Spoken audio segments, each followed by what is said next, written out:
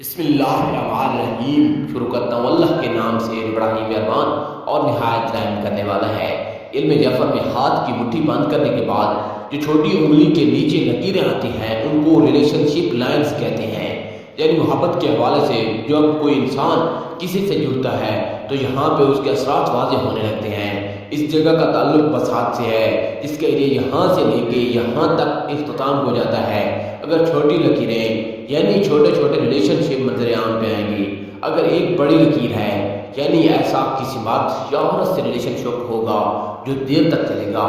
تو اسی ریلیشن شپ کو ہمارے معاشرے میں شادی بھی کہہ سکتے ہیں۔ دیر تک ایک دوسرے کے ساتھ زندگی گزارنے کی طرف ہوتا ہے۔ اگر دو لکیریں ایک چھوٹی اور ایک بڑی لکیر سے پہلے چھوٹی لکیر آتی ہے یعنی شادی سے پہلے یا بڑے ریلیشن شپ سے پہلے کوئی چھوٹا ریلیشن شپ یا منگنی یا محبت کوئی تو ہو لیکن منزل تک نہ آئی ہو، اس طرف اشارہ ہوتا ہے۔ اور اگر بڑی لکیر کے بعد چھوٹی لکیر بنتی ہے تو اس کا مطلب شادی یا کسی بڑے ریلیشن شپ کے بعد کوئی چھوٹا ریلیشن شپ منظر عام پہ آئے گا۔ اور اگر ریلیشن شپ کی لکیریں ٹوٹ رہی ہیں یعنی ریلیشن شپ میں کافی مسئلے مسائل منظر عام پہ آئیں گی، تو کوشش کی جائے کہ جب بھی وہ اپنے گھر میں کسی سے بات کریں یا ودود ہو اور یا اللہ پڑھ کے مسکرا کے بات کریں، اللہ کے کرم سے محبت اور ریلیشن شپ کے حوالے سے امن و سکون نصیب ہوگا۔ اگر ریلیشن شپ کی لکیریں دل کی لکیر تک جاتی ہیں یعنی ان کی ریلیشن شپ کا تعلق دل سے ہوگا،